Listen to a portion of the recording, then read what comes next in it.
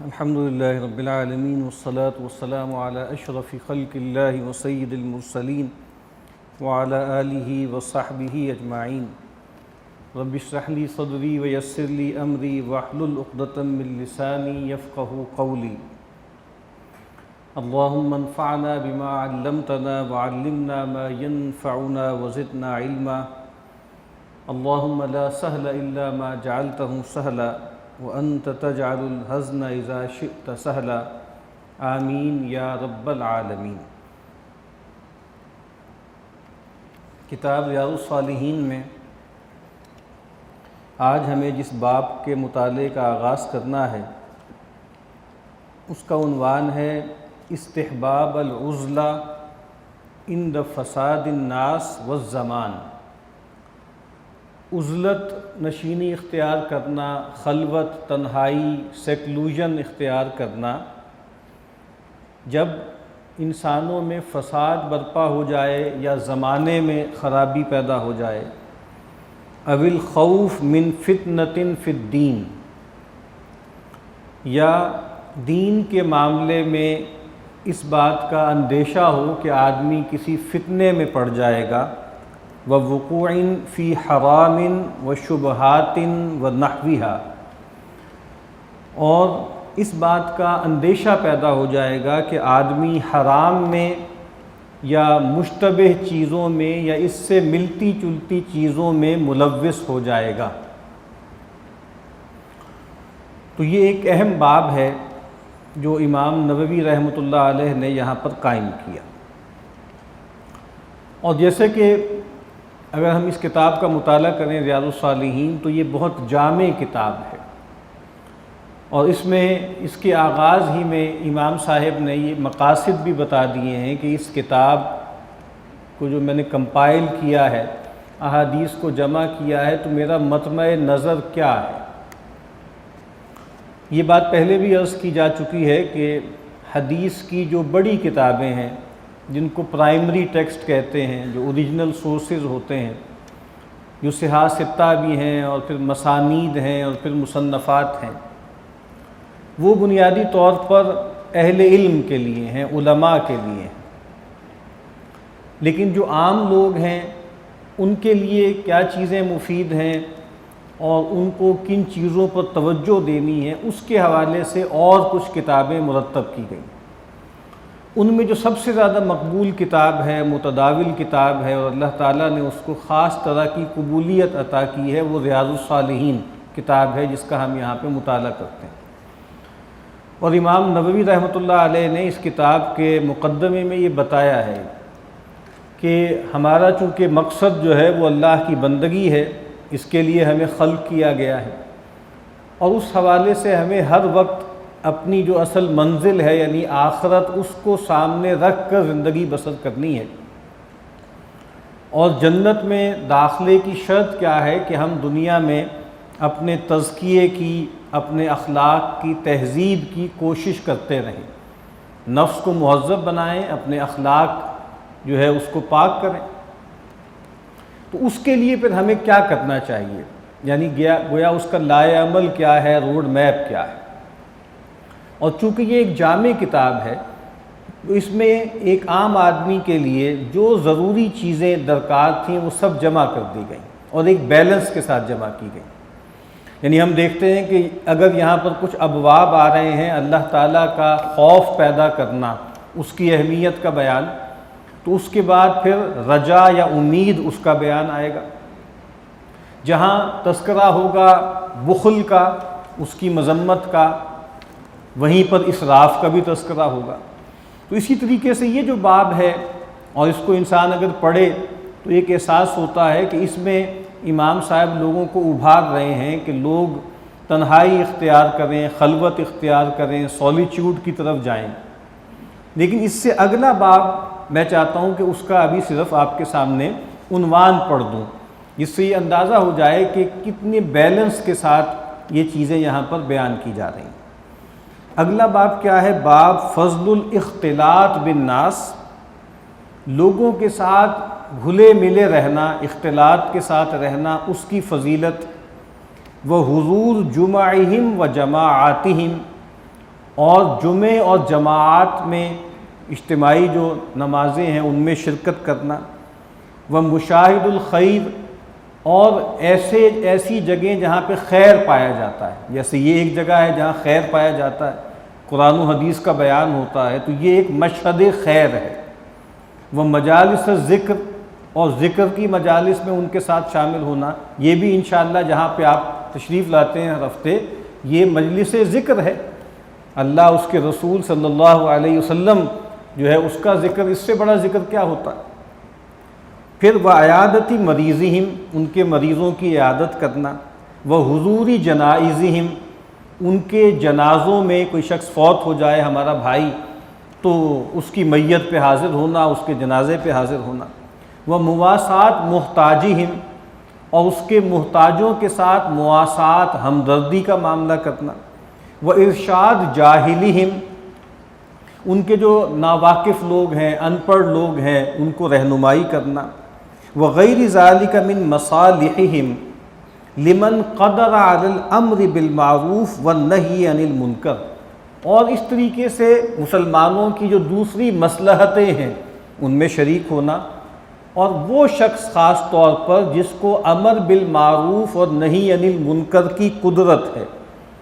اس کے لیے ان تمام چیزوں کا استحباب ہے، فضیلت ہے۔ وَكَمْ نَفْسِهِ عَنِ الْإِيذَاءِ، اور جس کو یہ قدرت ہے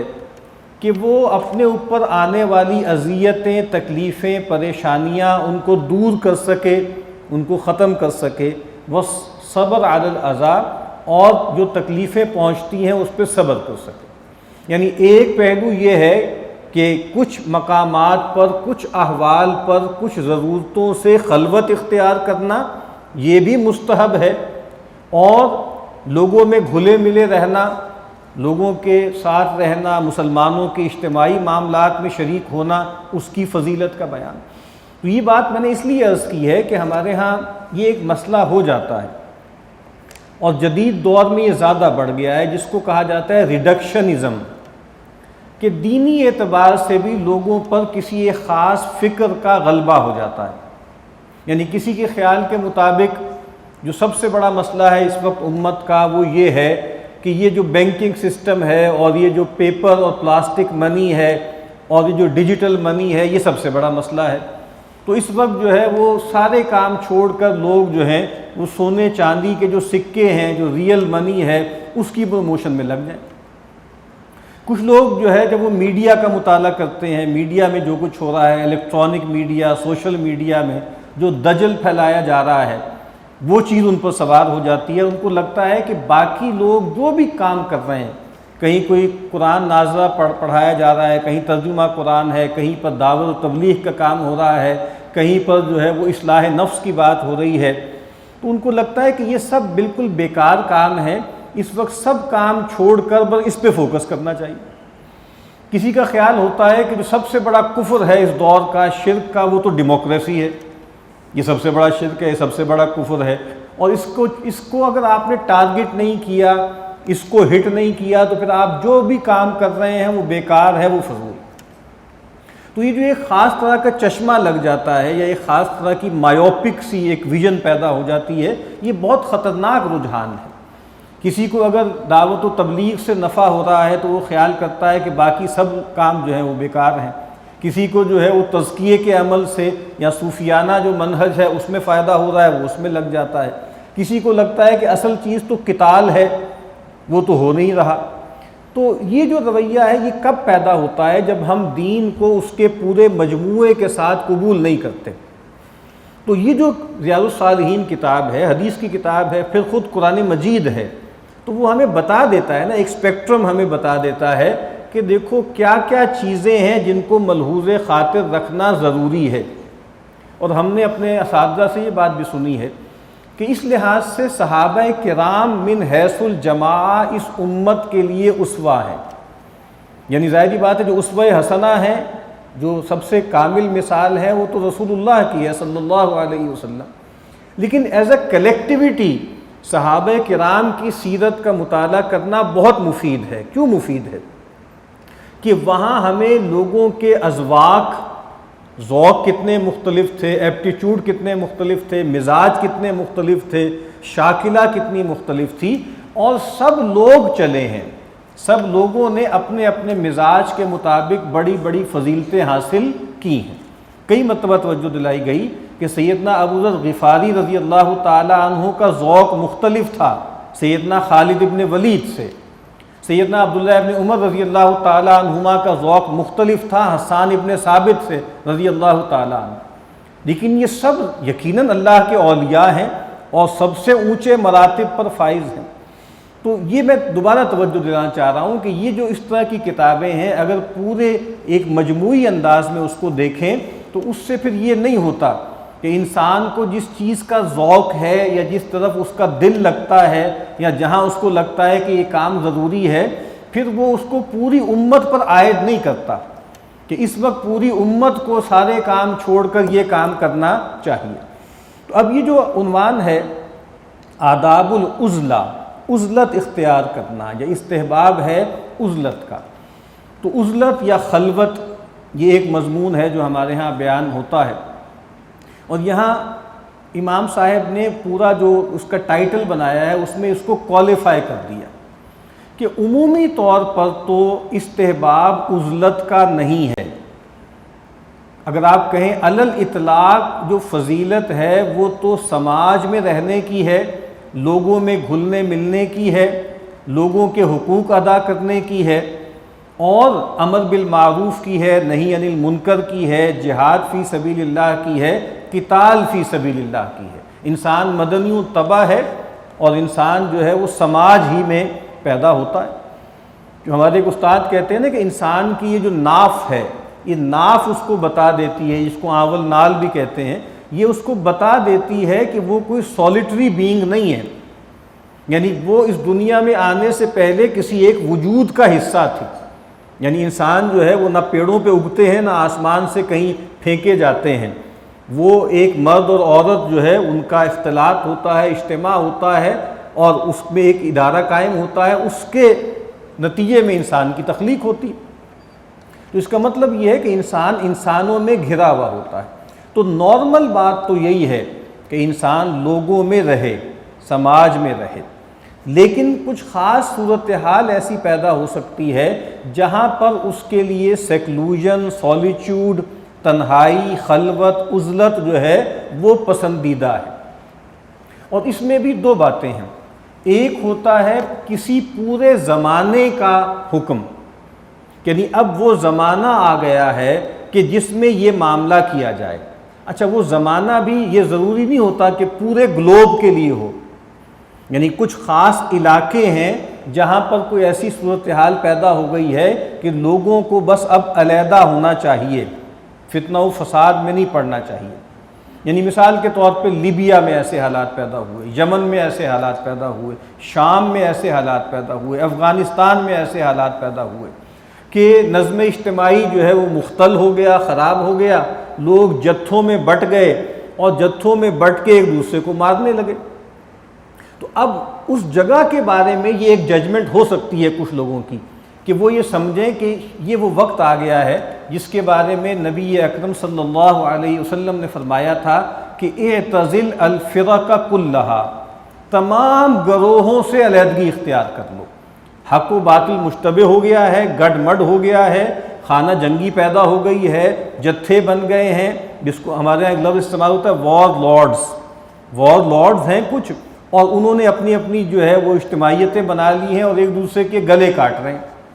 تو یہ کیا ہے؟ یہ فساد زمانہ ہے، یہ زمانے کا فساد ہے۔ اور پھر میں عرض کر رہا ہوں یہ ضروری نہیں ہوتا کہ یہ پورے گلوب کے لیے ہو۔ اسی طریقے سے ایک آدمی بظاہر رہ رہا ہے، درمیانے سے حالات ہیں، فتنے بھی ہیں، لیکن وہ آدمی خود بہت ڈھل مل سا ہے، اس کے اندر جو ہے وہ پنجابی میں ایک لفظ بولا جاتا ہے لائی لگ، بس جو جس کو دیکھتا ہے اس کے پیچھے لگ جاتا ہے، ادھر گیا ادھر گیا، کوئی اس کے اندر جو ہے بہت زیادہ فہم و فراست بھی نہیں ہے، اس کے اندر انفعالیت بہت زیادہ ہے، تاثر پذیری بہت زیادہ ہے، اور وہ جب غلط لوگوں میں بیٹھتا ہے تو فوری طور پر جو ہے وہ کیچ کرتا ہے۔ جیسے کچھ لوگوں کی امیونٹی کم ہوتی ہے نا، وائرسز کی، بیکٹیریاز کی، تو وہ فوری طور پر ہر نئی بیماری جو ہے وہ سب سے پہلے وہ کیچ کرتے ہیں۔ تو اسی طرح ہو سکتا ہے سماج میں اوور آل وہ حالات نہ ہوں، لیکن کوئی آدمی ایسا ہو کہ جو بہت جلدی جو ہے تاثر قبول کرتا ہے اور برائی کا تاثر قبول کرتا ہے، تو ہو سکتا ہے اس کے لیے پھر کہا جائے کہ بھائی آپ ذرا لوگوں سے دور ہی رہا کریں، آپ گھر ہی پہ رہا کریں، اور آپ لوگوں میں زیادہ گھلا ملا نہ کریں، اور آپ خلوت اختیار کریں۔ تو یہاں امام یہی کہہ رہے ہیں کہ جب زمانے میں فساد پیدا ہو جائے، یا لوگوں کے اندر فساد پیدا ہو جائے، یا کسی کو اندیشہ ہو دین کے معاملے میں فتنے میں پڑنے سے، کیونکہ دیکھیں فتنے کئی طرح سے ہوتے، جس طرح نبی اکرم صلی اللہ علیہ وسلم یہ دعا کیا کرتے تھے کہ اللہم لا تجعل مصیبتنا فی دیننا۔ فتنہ انسان پر آتا ہے، اللہ کے نبی صلی اللہ علیہ وسلم کی ایک حدیث ہے، بلکہ روایت ہے نا کہ سیدنا حذیفہ رضی اللہ تعالی عنہ موجود تھے، اور سیدنا عمر بھی موجود تھے، امیر المومنین تھے،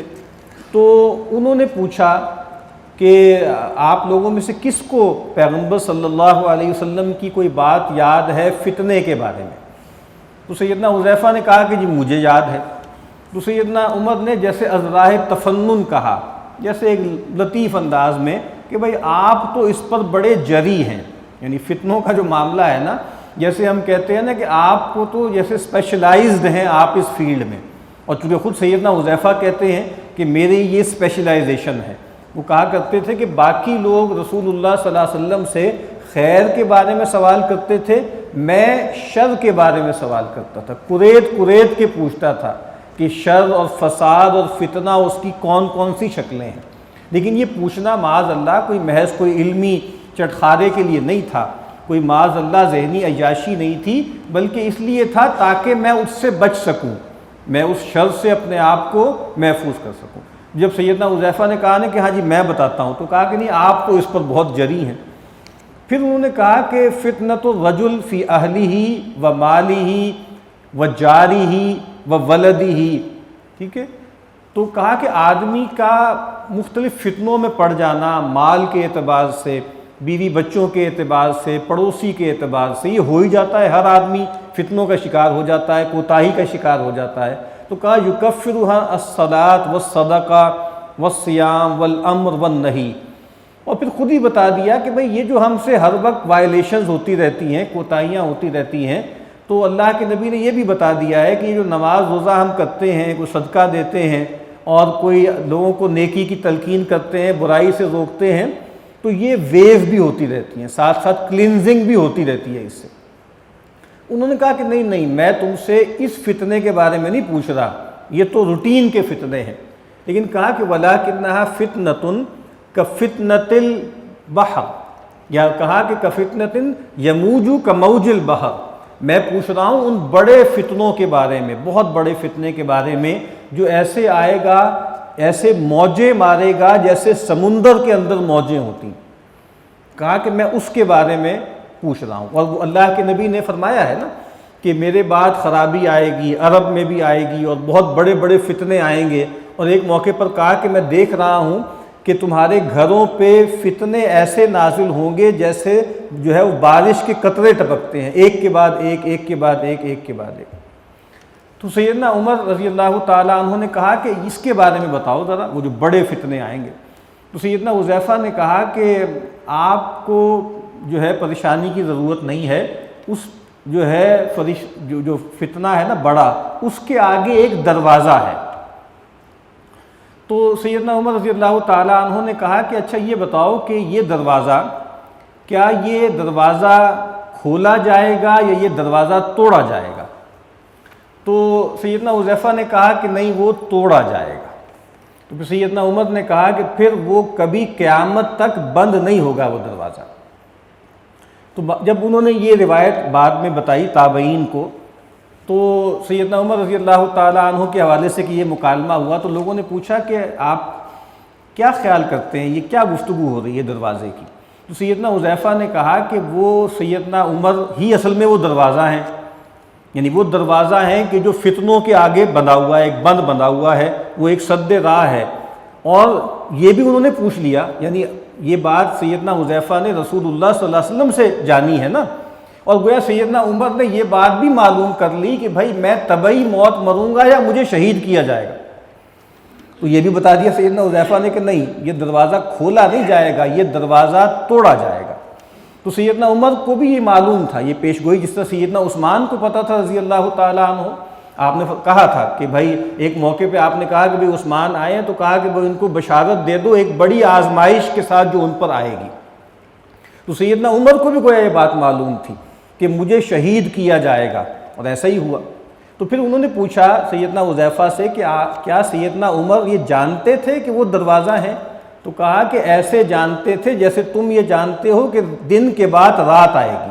ایسے جانتے تھے۔ تو یہ میں بتا رہا ہوں کہ یہ جو بڑے فتنے ہوتے ہیں، ایک فتنے وہ ہیں جو روزمرہ لوگوں کے سامنے آتے ہیں، اور ایک بڑا فتنہ ہوتا ہے جو آتا ہے، جس طرح اللہ کے نبی نے فرمایا کہ دنیا کی تخلیق سے لے کر دنیا کے خاتمے تک کوئی فتنہ جو ہے وہ المسیح الدجال کے فتنے سے بڑا نہیں۔